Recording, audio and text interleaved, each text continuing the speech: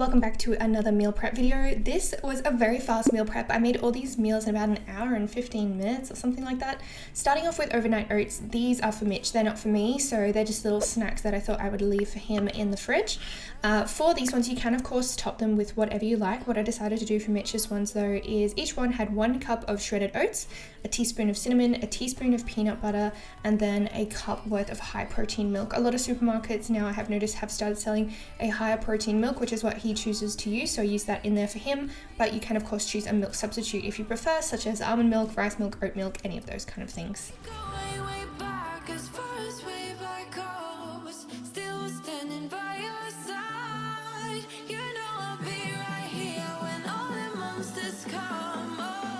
With a lot of the meals in today's video, you'll notice that I have cooked them more as like a base meal, and I'll add in extra carbs or I'll add in extra other toppings as I go to serve them. So I'll give you some suggestions as we go along.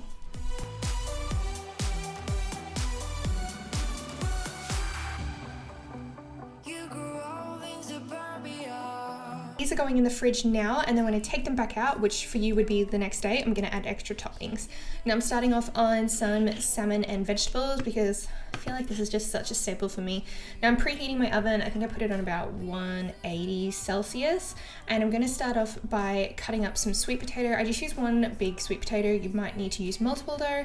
Chop that up into cubes and put it in a glass bowl. Then in the mixing bowl, I put a little bit of olive oil and some cayenne pepper, and I mix that through before I put it on the tray. And I typically bake my sweet potatoes for around somewhere between 35 and 40 minutes. That's the length of time that I like them cooked for.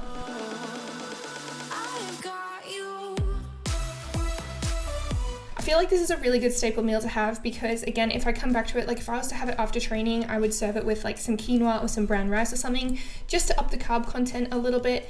So I'm just making the base for now, and then later on I can come back and add whatever I want. So whether that's avocado, whether that's rice, whatever, it just means that I've got the base structure of the meal ready.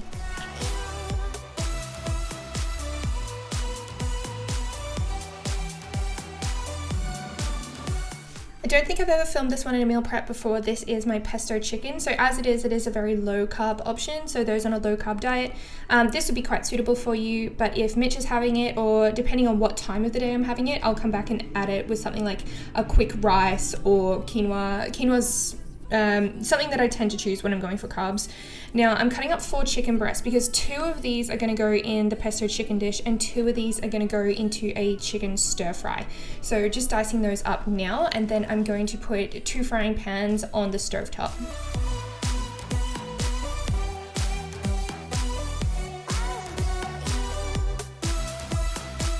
So I'm just heating up the pans now, putting a little bit of grass-fed butter on there because it is a bit more stable to cook. Sometimes I'll use olive oil. It's not the best though, so I do tend to lean a bit more towards grass-fed butter now. And I'm also getting that chicken stir fry started. So both the pans already have butter in it. Now I'm chopping up an onion, and I'm just going to put this one into the stir fry pan.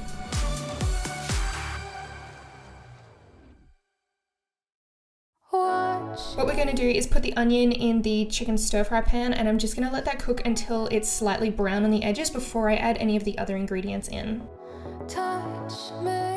Putting half of that amount of chicken into the pesto chicken dish, and I'm going to let that cook. And of course, just making sure you're stirring things quite regularly.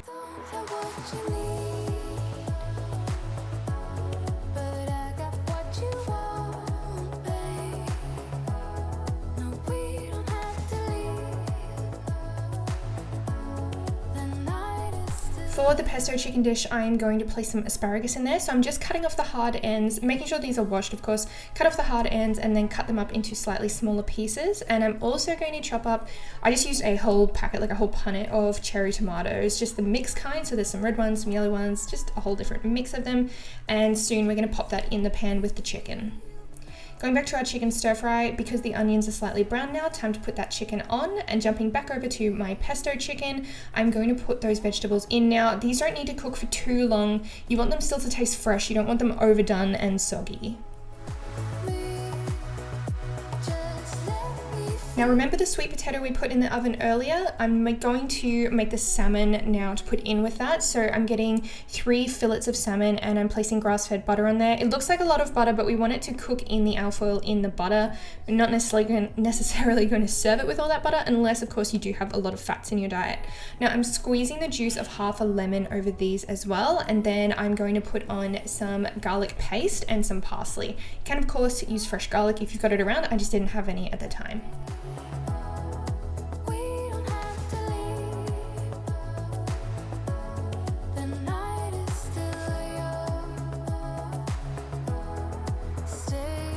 Then we're going to wrap these up and we're going to put them in the oven for around 15 to 20 minutes. It's just going to depend on your oven. Put them in for a little bit longer if they've got the skin on, because we want the skin to go nice and crispy.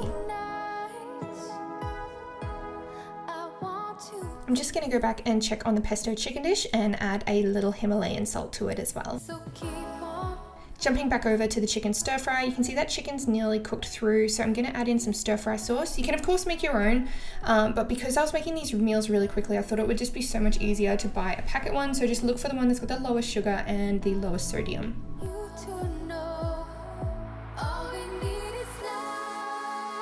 Now I'm also adding some coconut amino sauce to the stir fry as well, and then I'm just going to dump in a whole packet of frozen vegetables. If you're not aware, frozen vegetables do tend to keep their nutrients because most of the time they are snap frozen after being picking, so I just find it's a convenient option. Jumping back over to the pesto chicken, I'm adding in about half a small little jar of pesto, which looks like a lot, but because there's quite a few meals here, we're just going to work it all the way through the chicken and vegetables. Jumping back over to the left to the chicken stir fry, I've got a packet of low-cal cognac noodles, so they're low in carbs. They're good to just add in for a different texture, but again, if you want higher carbs in your dish, come back and add them in later. That's what I do anyway, and I'm just going to mix those through.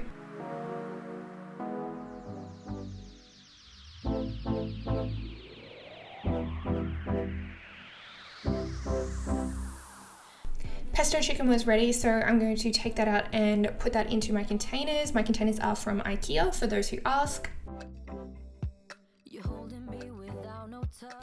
And now I'm also going to start on my last meal, which is beef taco bowl. So I'm really just making the very, very base for this. I'll come back and add in all the toppings later when I actually want to eat it. So grass-fed butter is going on the pan, and then also a kilo of extra lean grass-fed beef mince, but you don't have to be that pretentious with your mince if you don't want to. Then I'm going to add in 2 packets of taco seasoning and just let that cook for a little bit, and then I'm going to serve up the chicken stir fry. With the beef taco bowls, there's so many different ingredients and we eat ours different ways. Like, I'll let whoever is in the house eat some if they want it. So, you know, for different toppings, if you wanted, you could have sour cream or avocado or salsa or lettuce or whatever. So when you mix and match, you can really change the macros up. That's why I like just making it as a very simple base.